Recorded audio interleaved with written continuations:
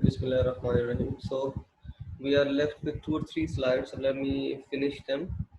So let me share the screen.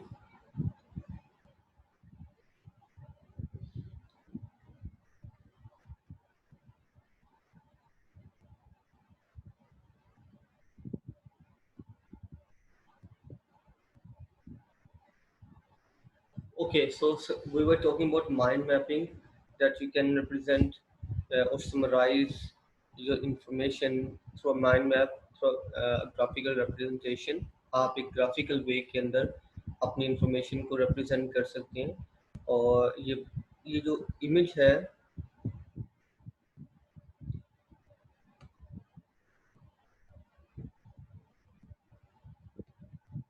ये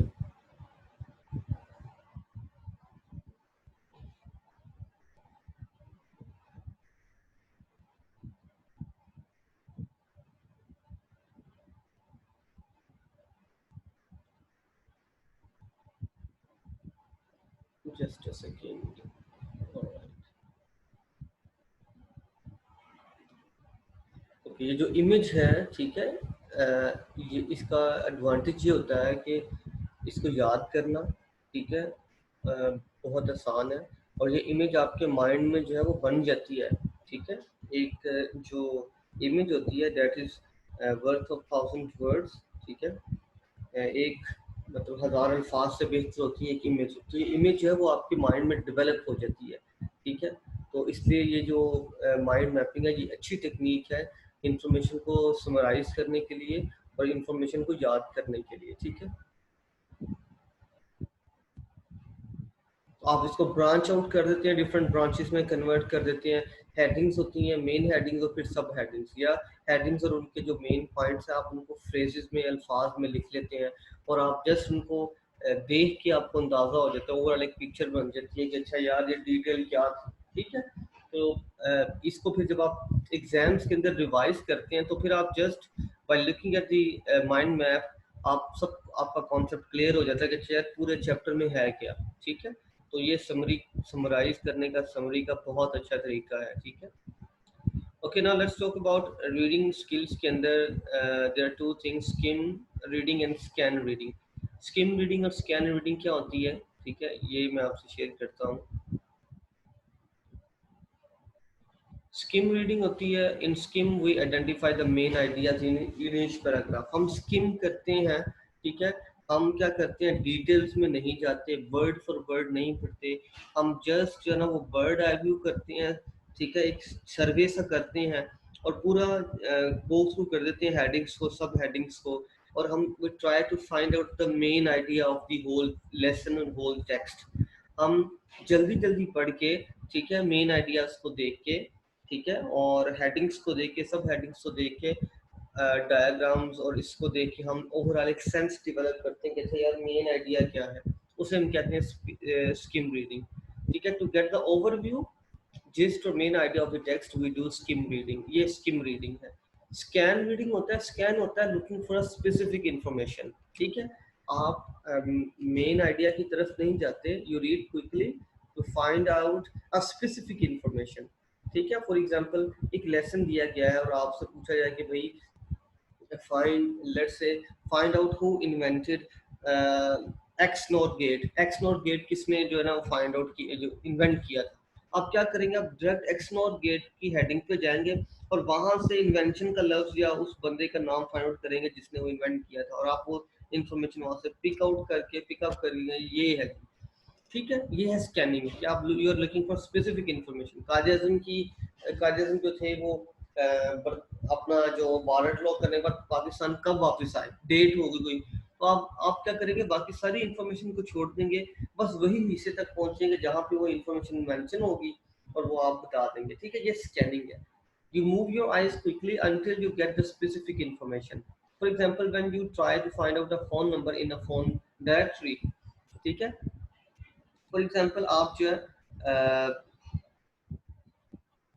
है for example क्या करते हैं कि आप फोन डायरेक्टरी आपके पास है, आपका एक दोस्त है जो गुजरावाला में रहता है या एबटाबाद में रहता है, आप जो फोन डायरेक्टरी आप क्या करेंगे, एबटाबाद जाएंगे उस फोन डायरेक्टरी में, ठीक है, और जो एरिया होगा उस एरिया में जाके उसका फ़ोन नंबर आप जो है ना वो लोकेट कर लेंगे। आपने सारी चीज़ों को रैंडमली नहीं पढ़ा, बल्कि आप स्पेसिफिक उसी जो है ना एरिया के ऊपर आ गए जहाँ पे आपके दोस्त का फ़ोन नंबर था। Looking for a specific flight, for example आपने जाना है, लेट्स से दुबई जाना है पीके 308 फ्लाइट के थ्रू, ठीक है, तो आप क्या करेंगे, आप डिपार्चर जो है वो जहाँ पे वो करना होता है वहाँ पे देखेंगे कि भाई बाकी सारी फ्लाइट्स की इंफॉर्मेशन आ रही होती है डिपार्चर की, लेकिन आप क्या करेंगे, आप जस्ट अपनी फ्लाइट देखेंगे उसका टाइम क्या है। तो आप जैसे ही PK 308 आएगा, अच्छा ये मेरा P308 है, कब डिपार्चर टाइम है, आप वो उसके अकॉर्डिंगली देख लेंगे। So you are looking a specific information, ठीक है। तो ये है जी स्कैनिंग और स्किमिंग। तो हम रीडिंग ऐसे भी करते हैं, समटाइम हम जस्ट रीडिंग करते हैं स्किम के लिए, कि हम जस्ट ना उसमें मेन आइडिया ढूंढते हैं और बाकी rest we ignore rest of the information. और स्कैन होता है कभी समटाइम हम जो स्पेसिफिक इंफॉर्मेशन ढूंढने की कोशिश कर रहे होते हैं, ठीक है। और समटाइम हम दोनों करते हैं, हम स्किम भी करते हैं, स्कैन भी करते हैं, हम दोनों स्ट्रेटजीज को बनाते हुए हम रीडिंग करते हैं, कुछ वीडियो भी आप रीड करना चाहें।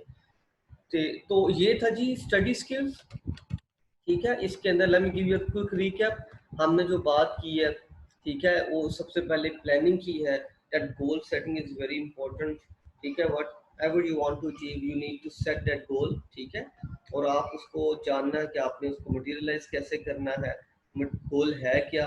फिर आप उसको स्मार्ट फार्मूला के तहत जो है वो उसको बनाते हैं। आपका गोल स्पेसिफिक होना चाहिए, ठीक है। आपका गोल जो है वो मेजरेबल होना चाहिए, ठीक है, अटेनेबल होना चाहिए, अटेन हो सकता हो, ठीक है, चैलेंजिंग गोल हो, ठीक है, और रेलिवेंट हो आपकी फील्ड से, आपके सब्जेक्ट से, आपके करियर से। और एक डेडलाइन होनी चाहिए, 2 साल में, 5 साल में, 1 महीने में, 4 माह में, 2 माह में, कितनी देर में आप वो अचीव करना चाहते हैं। फिर हमने टाइम मैनेजमेंट की बात की कि time management is all about managing your self rather than managing the time, क्या वक्त मैनेज नहीं करना होता, अपने आप को मैनेज करना होता है। तो हमें प्लान करना चाहिए, weekly, daily, monthly time table बनाना चाहिए, शेड्यूल बनाना चाहिए, अपना एक प्रोडक्टिव टाइम फाइंड आउट करने की कोशिश करनी चाहिए जहाँ पे हम अच्छा काम करते हैं। फिर हमने कहा रिवाइज करें, शॉर्ट रिविजन होनी चाहिए, ब्रेक्स लेनी चाहिए, ठीक है, 45 मिनट पढ़ना चाहिए, उसके बाद 2-4 मिनट की ब्रेक लेनी चाहिए, और 4-5-10 मिनट उसको रिवाइज करना चाहिए, फिर अगला टॉपिक स्टार्ट करना चाहिए। अपने शेड्यूल को, स्केड्यूल को क्या करें, कॉम्प्रोमाइज बिल्कुल ना करें, ठीक है। फिर आता है कि अगर आपने पढ़ना है, लर्निंग करनी है, तो आपकी कंसंट्रेशन होनी ज़रूरी है, और मेमोरी टेक्निक्स आपके पास होनी चाहिए। डिस्ट्रैक्शन फ्री होकर स्टडी करेंगे तो फिर आपकी लर्निंग होगी। और उसके लिए ज़रूरी है कि आप एक एक्टिव लर्नर हो, पैसिव लर्नर ना हो, आप इंगेज हो, एनालाइज करें कॉन्सेप्ट को, और जो भी आप सीखते हैं उसके कॉन्सेप्ट बिल्ड करें। फिर हमने बात की थी कि डिस्ट्रैक्शन फ्री इन्वायरमेंट में पढ़े, ठीक है। नोट टेकिंग करें, जो भी आप पढ़ते हैं उसको रीअरेंज करें, ठीक है, और अपने दोस्तों के साथ जो भी आपने पढ़ा है, सीखा, उसको सिखाएं। फिर हमने लर्निंग स्टाइल्स की बात की थी कि हर बंदे का अपना एक स्टाइल होता है सीखने का। कुछ विजुअल लर्नर्स होते हैं, कुछ ऑडिटरी लर्नर्स होते हैं, कुछ रीड लर्नर्स होते हैं, कुछ जो फिजिकल एक्टिविटीज़ के थ्रू सीखते हैं, और कुछ जो है वो तमाम तरीके का इख्तियार करके सीखते हैं। फिर हमने बात की थी रीडिंग स्ट्रेटजीज़ की, कि अगर आपने रीड करना है तो उसके लिए ये स्ट्रेटजी है, आपने जो है वो SQ3R स्ट्रेटजी जो है वो अपनानी है, ठीक है। और वो हमने बात की कि एस से मुराद सर्वे है, क्विक क्वेश्चन है, और रीड, रिसाइट और रिव्यू है, ठीक है।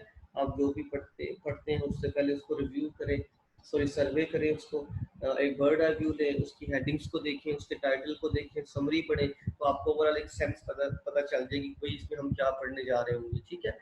एक फिर आता है क्वेश्चन। आप जो है वो क्या कहते हैं, क्वेश्चन करें कि भाई जो आप पढ़ रहे हैं वो क्या है, आपको समझ क्या आ रही है, ये कैसे पिछले से लिंक करता है, ठीक है। तो मुझे समझ आ रही कि नहीं आ रही जो मैं पढ़ रहा हूँ, ये क्वेश्चन करें, रीड करें, हाईलाइट करें, इंफॉर्मेशन को अंडरलाइन करें, ठीक है। नोट टेकिंग करें, जो भी डेफिनेशन है, कोई एक्स्ट्रा इन्फॉर्मेशन है, मार्जिन में मेंशन करते जाएं, ठीक है। और फिर वही वही बात है कि जब आप पढ़ रहे हैं तो फिर 2-3 पैराग्राफ एक हेडिंग पढ़ने के बाद वहाँ पर रुक जाएं और देखें कि भाई आपने क्या पढ़ा है, क्या समझ आई है, ठीक है। और जब मुझे दोबारा से पढ़ने की जरूरत नहीं है, do I need to revise it, ठीक है, डू आई अंडरस्टैंड, ठीक है, what is written on the pages, जो लिखा है मुझे समझ आ रही है उसकी, ठीक है। Do I need more clarification or information to understand the concept, ठीक है। ये सारी चीज़ें आप उसकी आंसर करते हैं। फिर आप रिसाइट करते हैं, यू सेल्फ टॉक, अब जो भी आपने सीखा है आप अपने आप से उसको अपने आप को समझाते हैं, अपने आप से गुफ्तगू करते हैं, फिर ये इंफॉर्मेशन आपकी लॉन्ग टर्म मेमोरी में चली जाती है। Then you review the information, जो भी आपने टॉपिक पढ़ लिया उसको रिव्यू करें।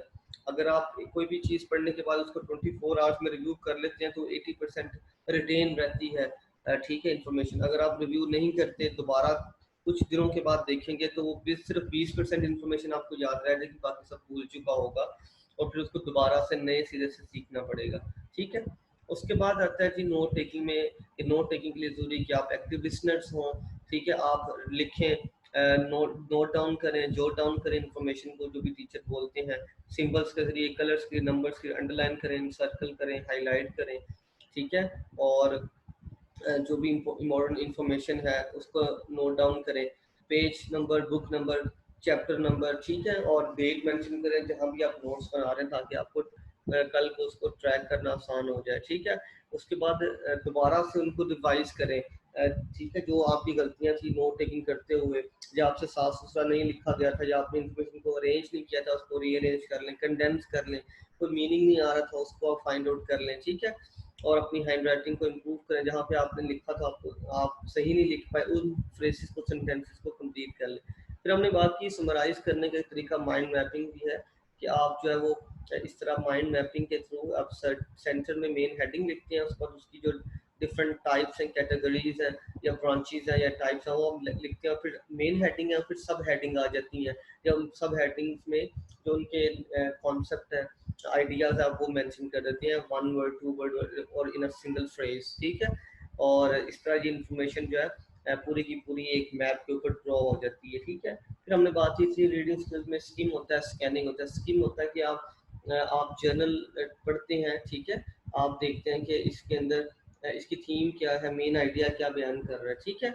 और स्कैनिंग के अंदर you are looking for specific information, आप सब कुछ नहीं पढ़ते, स्कैन करते हैं जल्दी जल्दी से, आप जो चीज़ आपको रिक्वायर्ड होती है आप उस खास इन्फॉर्मेशन तक पहुंच जाते हैं। जैसे कि स्पेसिफिक फ्लाइट का अगर आपने फाइंड आउट करना है तो आप जो है वो स्कैन करते हैं, ठीक है। तो ये ओवरऑल स्टडी स्किल्स था, इसको ज़रूर रिवाइज कीजिएगा, ठीक है, and try to incorporate these study skills in your daily routines as well. जब आप स्टडी करते हैं तो ख़ास तौर पे जो प्लानिंग वाला पार्ट हमने पढ़ा है, स्मार्ट वाला, उसको तो अपनी लाइफ में ज़रूर इम्प्लीमेंट करें।